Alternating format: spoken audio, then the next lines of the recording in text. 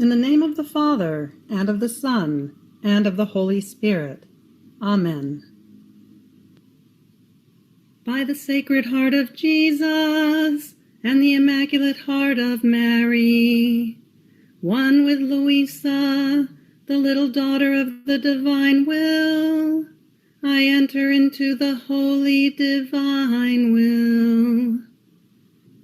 Come, divine will, come beat in my every heartbeat.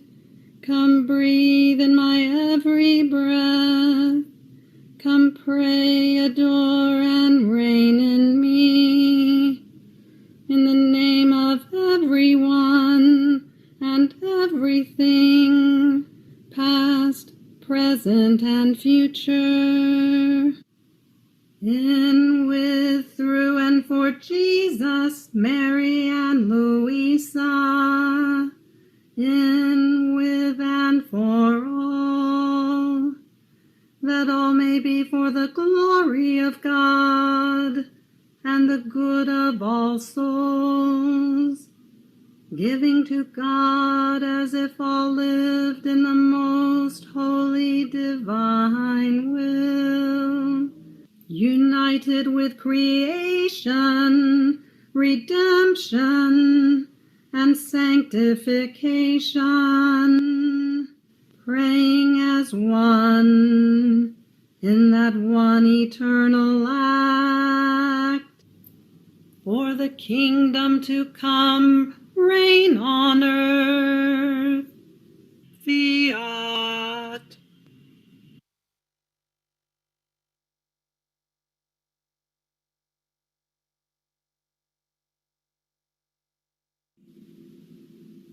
Book of Heaven, Volume 19, Part 13.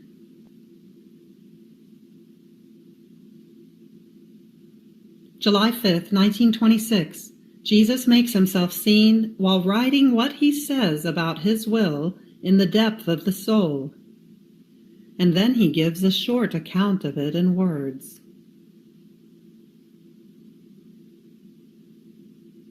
I was feeling invested by and prey to the supreme light of the eternal volition, and my always lovable Jesus made himself seen standing in the depth of my soul, with a pen of light in his hand, in the act of writing on thick light that seemed to be a canvas, but was light extended within my soul. And Jesus was writing and writing in the depth of this light. How beautiful it was to see him write with indescribable mastery and speed. And then, after he had written, as though opening the doors of my interior, he called the confessor with his hand, saying to him, "Come to see what I myself write in the depth of this soul.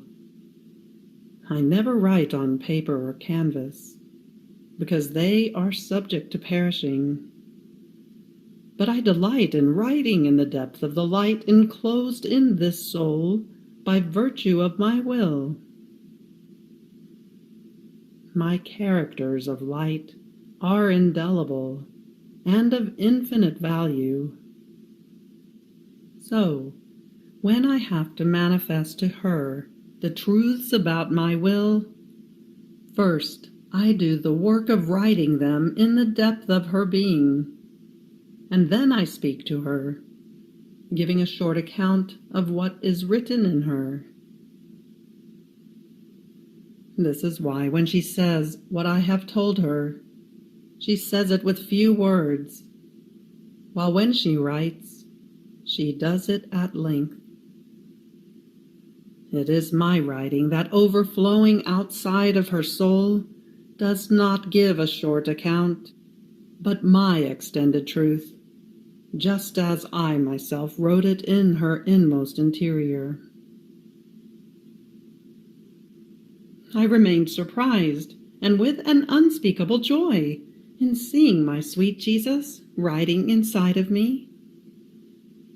And I could touch with my own hand that while in speaking I am able to say little of what he tells me. Even more, it seems to me that he has only given me the topic. Then, in writing, it is his interest to help me develop it as he pleases.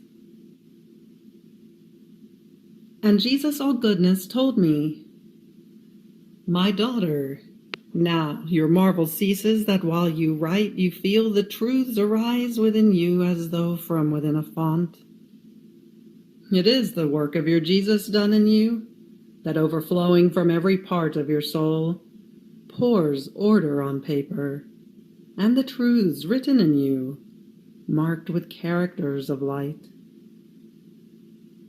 Therefore let your fears cease, and do not want to limit yourself to the short account of my words, nor resist me when I want to go into more details, and have you write on paper what I wrote in your soul with so much love.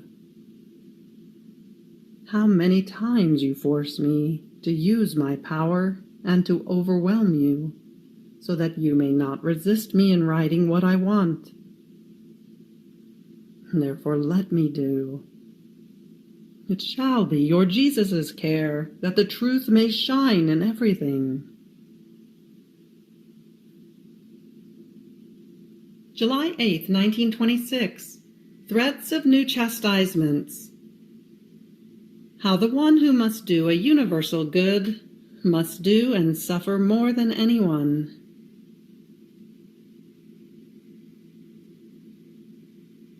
I was fusing all of myself in the holy divine will, and my sweet Jesus made himself seen in my interior, with his arms raised, in the act of preventing divine justice from pouring over the creatures, putting me also in his same position, to have me do what he himself was doing.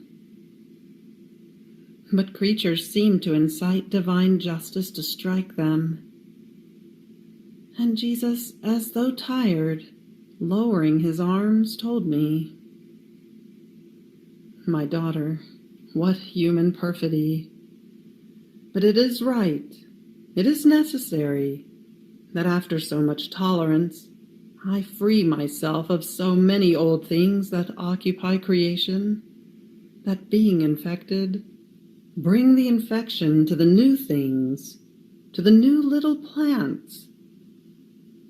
I am tired of the fact that creation, my dwelling given to man, but still mine because preserved and vivified by me continuously, is occupied by servants, by ungrateful ones, by enemies, and even by those who don't even recognize me. Therefore, I want to move on by destroying entire regions and what serves as their nourishment. The ministers of justice shall be the elements that, investing them, shall make them feel the divine power over them. I want to purify the earth in order to prepare the dwelling place for my children. You shall be always with me. My will shall always be your starting point, even in your littlest acts, because even in the littlest things, my will wants to have its divine life, its beginning and its end, nor does it tolerate that the human will may make its little appearances into its kingdom. Otherwise, you would often go out into the kingdom of your will. That would disennoble you. And this does not at all befit the one who must live in the kingdom of my will. Now, my daughter, just as the pains of the celestial queen and mine, as well as my death, like sun, made the fruits present in the kingdom of redemption mature, fecundate, and become sweet, in such a way that everyone can take them, and they are fruits that bring health to the sick and sanctity to the healthy. In the same way, your pains, grafted with ours and matured with the heat of the sun of my will, shall make the fruits present in the kingdom of my will mature. They shall be so many and so sweet and delicious that whoever wants to take them and enjoy them shall no longer adapt himself to the unripe, tasteless, and noxious fruits of the miserable and squalid kingdom of the human will. You must know that the one who must be the first to form a kingdom, to bring a good, to form a work, must suffer more than anyone, and do more than anyone. He must direct, facilitate things and means, and prepare what is needed, so that finding the raw materials of that work and seeing it done, others may imitate it. This is why much have I given you, and do give you, so that you may form the raw materials for those who must live in the kingdom of my will. Therefore be attentive and disposed to what I give you, and to do what I want from you. July 11th, 1926. Just as it was necessary to make known who they were who suffered more than anyone to form the kingdom of redemption, so it is necessary to make known she who has suffered for the kingdom of the supreme Fiat.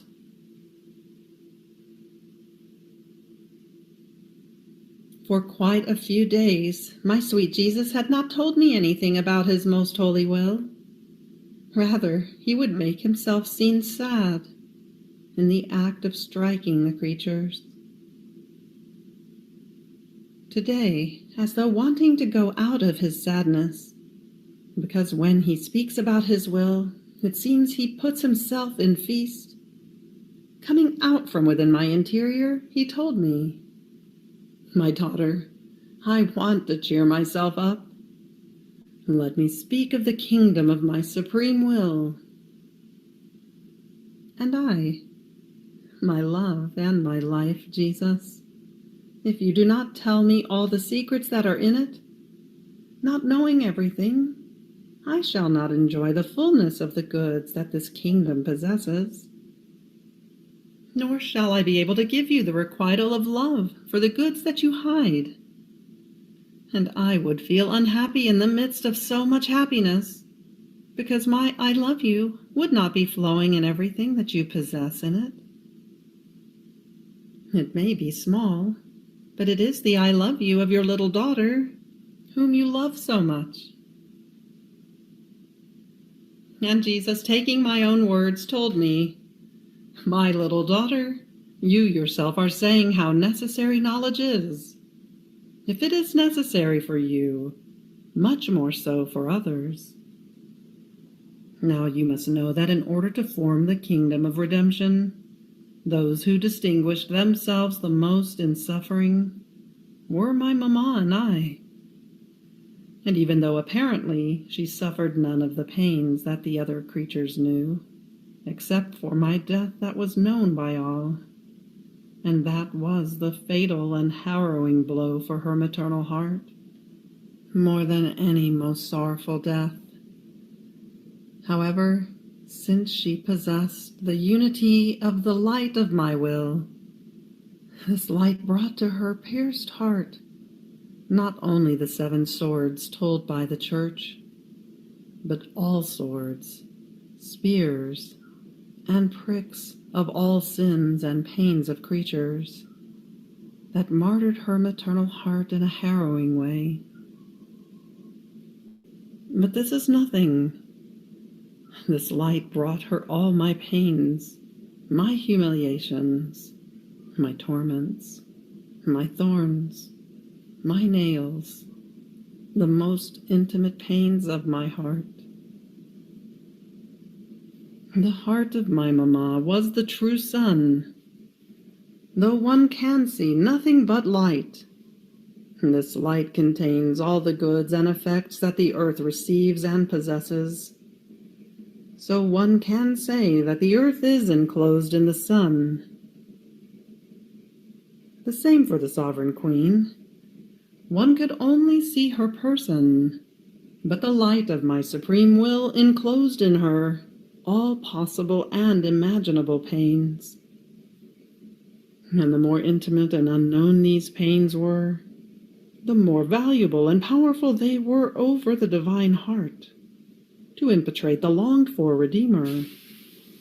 And more than solar light, they descended into the hearts of creatures, to conquer them and bind them in the kingdom of redemption. So the Church knows so very little of the pains of the celestial Sovereign Queen, that one can say that she knows only the visible pains, and this is why she gives the number of the 7 swords. But if she knew that her maternal heart was the refuge, the deposit of all pains, and the light of my will brought everything to her, sparing her nothing, the Church would not speak of 7 swords, but of millions of swords. More so, since they were intimate pains, and therefore God alone knows the intensity of the sorrow. And this is why, by right, she was constituted Queen of Martyrs and of all sorrows. Creatures can give a weight, a value to exterior pains, but they do not know enough of the interior ones to be able to attribute to them the right price.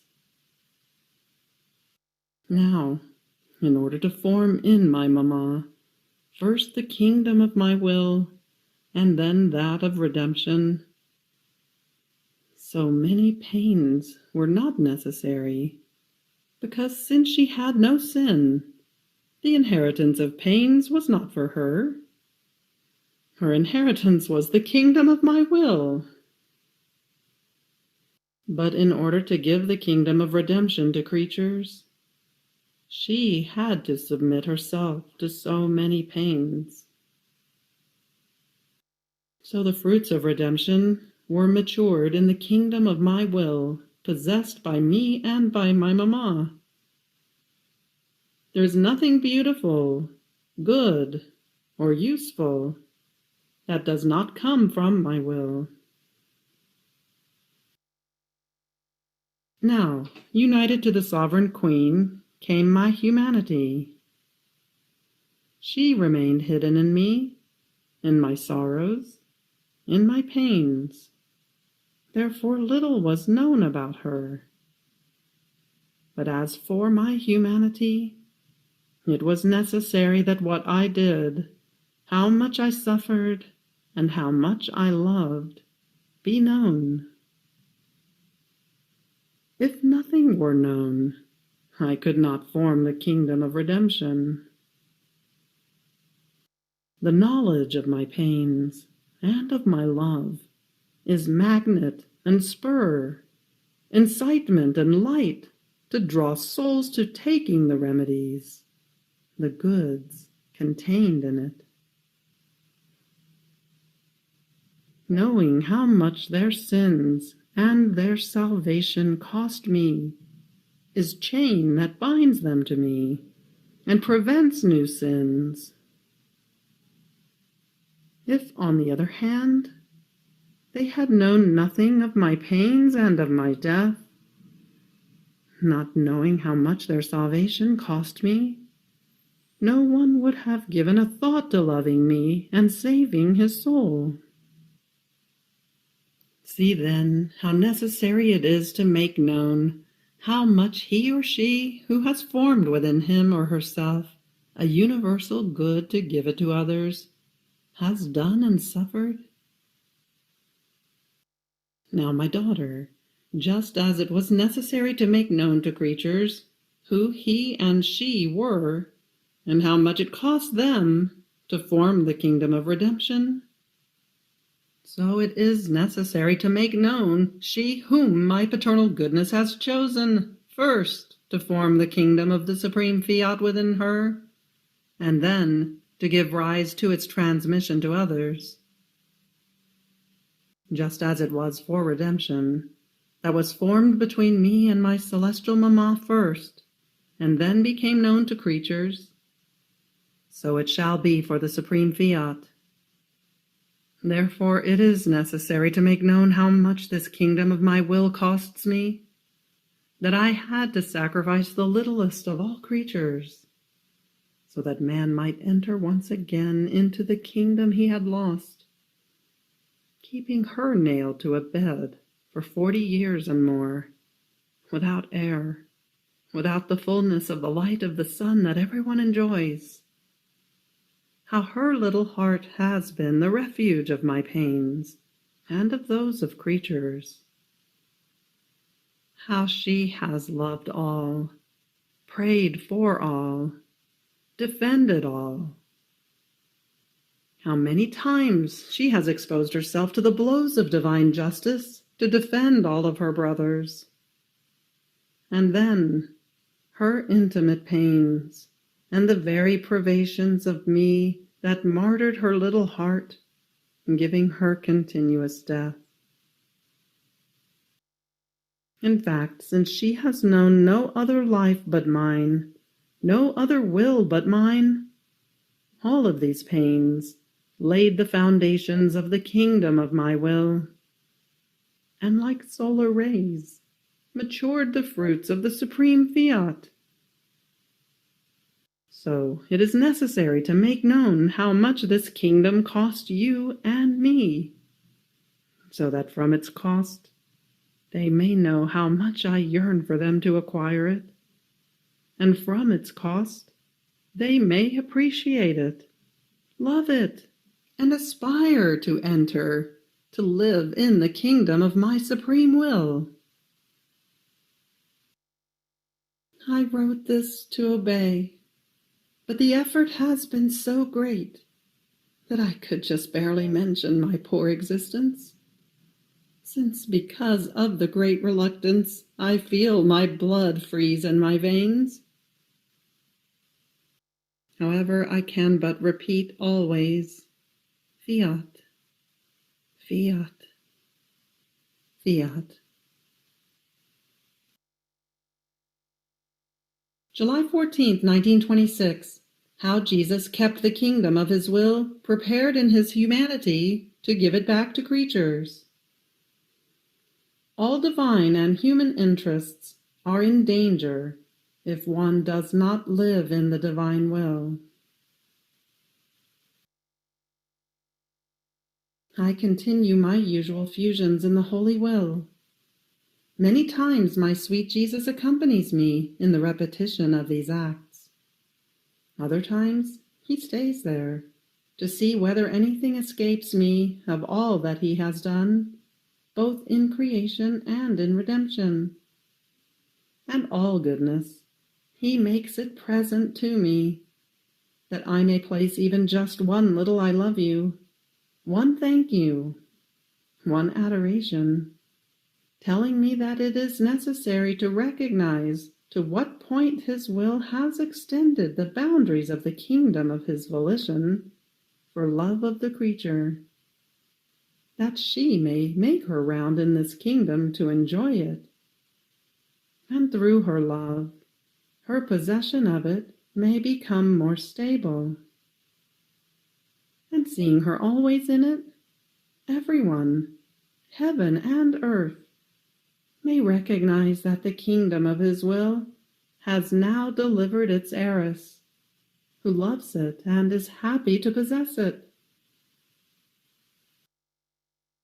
Now, while I was feeling sunken in this eternal volition, my always lovable Jesus made himself seen with his heart open, and at each heartbeat of his, a ray of light came out, at the tip of which one could see a fiat impressed.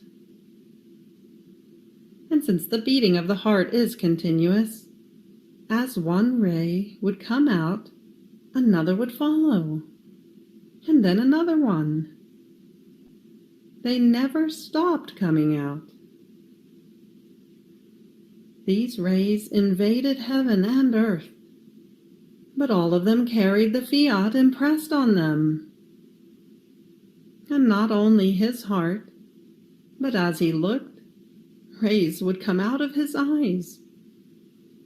As he spoke, as he moved his hands and feet, rays would come out, all of them carrying the supreme Fiat as glory and triumph. It was an enchantment to see Jesus, beautiful, all transfused in these rays of light that came out of his adorable person. But what gave him sumptuousness, majesty, magnificence, glory, beauty, was the Fiat. Its light eclipsed me, and I would have stayed there for centuries before Jesus without saying anything to him, if he himself had not broken the silence, telling me, "My daughter, the perfect glory and the complete honor were given to my will by my humanity. It was precisely in my interior, in the center of this heart, that I formed the kingdom of the supreme will. And since man had lost it, and there was no hope that he might be able to acquire it, my humanity reacquired it through intimate and unheard of pains, giving it all the honors due to it, and the glory that the creature took away from it, so as to give it back to the creature. So, the kingdom of my will was formed inside my humanity. Therefore, everything that was formed in my humanity and came out of it carried the mark of the Fiat. Each one of my thoughts, gazes, breaths, heartbeats, each drop of my blood, everything carried the seal of the Fiat of my supreme kingdom. This gave me so much glory and embellished me so much that heaven and earth remained below and as though obscured before me, because my divine will is superior to everything and puts everything under itself as its footstool. Now, in the round of the centuries, I looked for the one to whom to entrust this kingdom, and I have been like a pregnant mother who agonizes, who suffers because she wants to deliver her baby but cannot do it. Poor mother, how much she suffers, for she cannot enjoy the fruit of her womb. More so since the existence of this birth, that is mature and does not come out, is always in danger.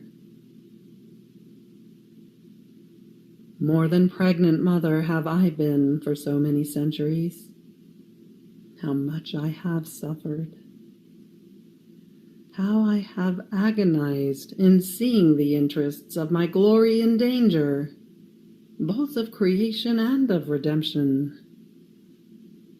More so, since I kept this kingdom as though in secret and hidden in my heart, without even the outlet of manifesting it. And this made me agonize even more, because not seeing in the creatures the true dispositions, that I might give this birth from myself, and since they had not taken all the goods contained in the kingdom of redemption, I could not venture to give them the kingdom of my will, that contains greater goods.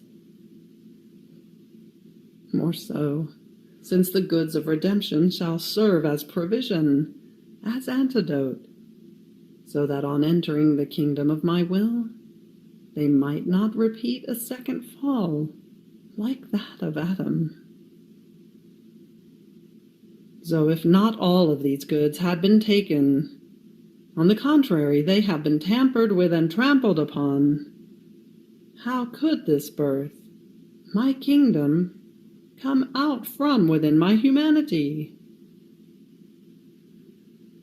Therefore I contented myself with agonizing suffering, waiting, more than a mother, so as not to expose this dear birth from myself, my kingdom, to any danger. And so, while agonizing, for I wanted to deliver of it, to give it to the creature as gift, and to secure the interest of creation and redemption that were all in danger. In fact, until man returns into the kingdom of the Supreme Will, our interests and his will always be in danger, because outside of our will, man is always a disorder in our creative work. He is a clashing note that takes the perfect harmony away from the sanctity of our works. I looked at the round of centuries, waiting for my little newborn in the kingdom of my will, placing around her all the goods of redemption for the safety of the kingdom of my will. And more than a suffering mother who has agonized for so long, I entrust to you this birth from myself and the destiny of this, my kingdom. And it is not only my humanity that wants to deliver of this birth that cost me so much, but the whole creation is pregnant with my will and agonizes because it wants to deliver of it for the creatures, to establish once again the kingdom of their God in the midst of creatures. Therefore creation is like a veil that hides my will, that is like a birth within it. But creatures take the veil and reject the birth present inside of it. The kingdom of my will is the sun, but while they take the effects of the sun, which like veil conceals my will and the goods it produces, they reject my will. They do not recognize it, nor do they let themselves be dominated by it. So they take the natural goods present in the sun, but reject the goods of the soul, the kingdom of my will that reigns in the sun and wants to give itself to them. Oh, how my will agonizes in the sun, wanting to give birth from the height of its sphere in order to reign in the midst of creatures. The kingdom of my will is the sky, looking at the creatures with its eyes of light, which are the stars, to see if they want to receive it, so that it may reign in their midst. The kingdom of my will is the sea. It makes itself heard with its roaring waves, and its waters hide it like a veil. But man makes use of the sea. He takes its fish, but does not bother about my will, and causes it to agonize, like a birth constrained in the womb of the waters. So all the elements are pregnant with my will, the wind, the fire, the flower, the whole earth. They are all veils that conceal it. Now, who shall give this outlet and relief to my humanity? Who shall break these veils of so many created things that conceal it? The one who shall recognize in all things the bearers of my will, and paying the honors due to it, shall let it reign in her soul, giving it dominion and her subjection. Therefore, my daughter, be attentive. Give this contentment to your Jesus, who has agonized so much until now to release this birth of my supreme kingdom. And together with me, the whole creation, as a single act, shall break the veils and shall deposit in you the birth of my will that all things conceal. You have reached the end of the Book of Heaven. Volume 19, Part 13. Fiat.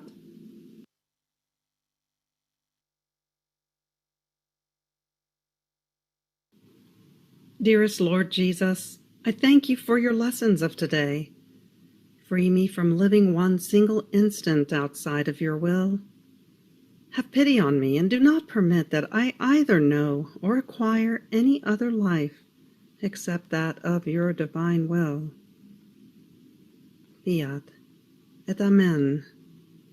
In the name of the Father, and of the Son, and of the Holy Spirit.